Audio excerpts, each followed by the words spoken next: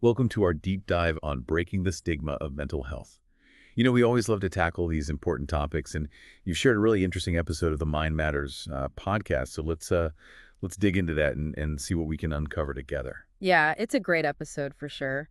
One thing that really stood out to me was how the episode really highlights a shift in the way we look at mental health. Instead of seeing it as a personal weakness, it encourages us to see it as part of our overall well-being. And right from the start, the hosts Alex and Sam, they really get personal about it, and they talk about how they felt pressure to hide their struggles, and it made me wonder. Have you ever felt like that, like you had to put on this brave face and couldn't really talk about what you were going through? Oh, absolutely. I think a lot of people can relate to that. That pressure to appear strong. It's a huge part of the stigma. And what I think is really clever about this podcast is how they turn that whole idea on its head.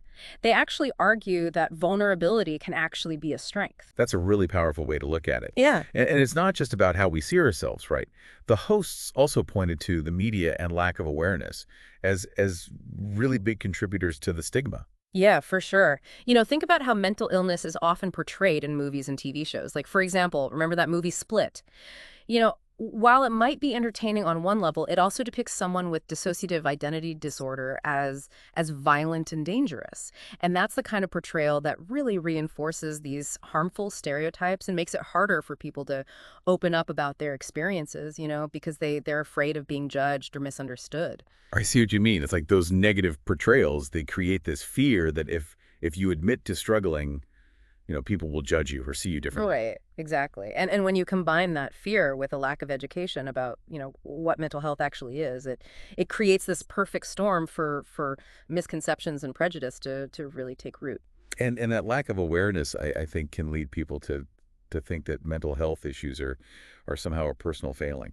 And that can be incredibly damaging because think about it, if you believe that your struggles are your fault, you're much less likely to reach out for help. You might suffer in silence thinking you just need to toughen up or, snap out of it. Yeah, you're absolutely right. Yeah. But it's not all doom and gloom, though, right? Yeah.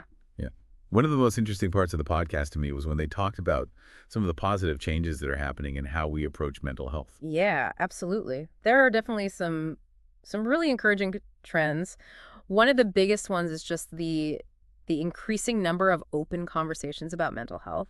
More people are sharing their stories, celebrities are speaking out, and it's becoming more acceptable to talk about these issues openly. Yeah, I've definitely noticed that too. Especially, I think, on social media. It seems like people are more comfortable being open about their anxieties and struggles. Right. And then it's not just, casual conversations either.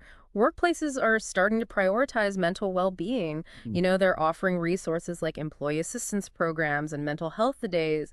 That's great to hear. It's like finally acknowledging that mental health is just as important as physical health. It is, absolutely. And these changes, they're incredibly encouraging because, they suggest a shift in societal attitudes. It's like we're creating a more supportive and understanding environment for everyone. The Mind Matters hosts, they also gave some really practical tips for managing mental health that anyone can start using like right away. Right?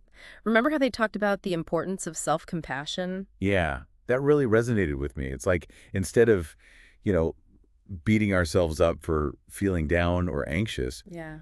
we can actually treat ourselves with the same kindness and understanding we would offer a friend.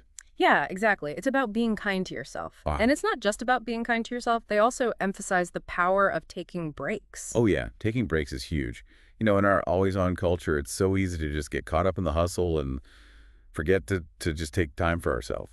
Exactly. And the hosts, they really stressed that, taking breaks, even just for a few minutes, can help us recharge, reduce stress, and just improve our overall well-being. Yeah, it really is. It's like hitting that reset button and just giving yourself permission to step away from all the demands of daily life. Yeah, exactly. And speaking of reaching out, that was another big takeaway from the podcast, wasn't it? They talked about how important it is to connect with someone you trust when you're struggling. Yeah, and that's so important. It could be a friend, a family member, a therapist, anyone who can offer support and just a listening ear. It's a good reminder that we don't have to go through tough times alone. When you think about it, it can be really isolating when you're dealing with mental health challenges and just reaching out breaks down that isolation and reminds you that, there are people who care. It's like having a safety net, you know? Yeah. Knowing that you have people you can turn to, it really can make a world of difference. Absolutely. And remember, the podcast hosts, they emphasize that, reaching out doesn't always have to involve sharing every single detail of your struggle sometimes. Just connecting with someone and having a casual conversation can help lighten the load a little bit. Yeah, that's true. It's not always about, finding solutions. Sometimes it's just about feeling heard and understood. Absolutely. Yeah. But, we've talked a lot about the importance of breaking down stigma. So I'm curious, what do you think that looks like in everyday life? Hmm. So that's a good question. Well, I think one example could be like someone who's struggling with anxiety at work, Right. but they're afraid to tell their boss because, they're worried it will affect their job security or something like that. Yeah, that's a really common fear, and it's often rooted in this misconception that mental health issues make someone, you know, unreliable or incapable of doing their job. Or maybe someone might avoid going to therapy for depression because they're worried about what their friends or family will think. Yeah. Maybe they're concerned about being judged or seen as weak or something. That's the really insidious thing about stigma, you know?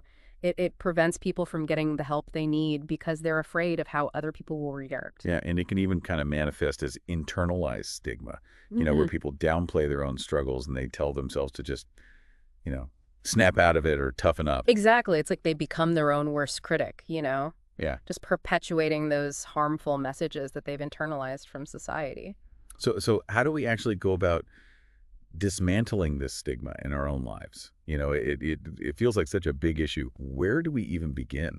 Well, I think it starts with education. Yeah. The more we understand about mental health, the better equipped we are to challenge misconceptions and support those around us. And being mindful of the language we use too, right? Uh-huh. Avoiding phrases that trivialize mental health concerns. I think that's a good place to start. I completely agree. Instead of saying things like, you're just stressed or get over it, we can choose more empathetic and supportive language. Like instead of dismissing someone's feelings, we could say, you know, it sounds like you're going through a lot right now. What can I do to help? Exactly. It's a subtle shift, but it creates a much more understanding and validating space for the other person. And it's not just about words either, Yeah. right? Actions speak volumes too. Yeah. If we see someone struggling, reaching out and offering support can make a huge difference. For sure. Even small gestures like sending a text to check in or offering to help with a task or just lending a listening ear can go a long way. Yeah, I know that reminds me of that saying, be kind for everyone you meet is fighting a hard battle. It's true. We Mhm. we never really know what someone else is going through. Yeah, it really does. It highlights the power of empathy. Approaching like every interaction with that understanding that we're all navigating our own challenges. It can make the world a more compassionate place. What I think is so fascinating is that when we talk openly about mental health, we're not just helping ourselves or the person we're talking to, we're actually contributing to a wider shift in societal attitudes. It's like every conversation is a small step towards normalizing these discussions, you know, chipping away at the stigma one conversation at a time. And those conversations, they can have a ripple effect. When someone sees other people being open about their mental health, it can give them the courage to do the same. Yeah, it creates a sense of community and shared understanding, right? It shows people that they're not alone in their struggles. Exactly. And that feeling of connection can be so powerful, especially for someone who's been struggling in silence. This deep dive has been so insightful. It's really got me thinking about how I can apply these ideas to my own life. Well, that's the ultimate goal, isn't it? To take these insights and use them to create positive change. So, thinking about everything we've discussed, what stands out to you as the most important takeaway? I think for me, the biggest takeaway is the power of open and honest conversations.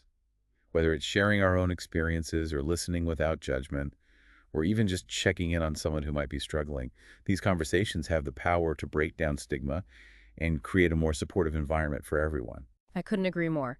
It's a good reminder that we all have a role to play in fostering a culture of understanding and compassion around mental health. And remembering that acknowledging mental health, it's not a sign of weakness, it's a sign of strength. Exactly. It takes a lot of courage to be vulnerable and to seek help when we need it.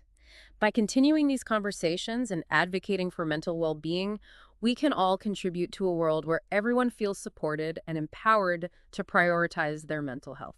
That's a great note to end on. Thanks so much for joining me for this deep dive. It was my pleasure.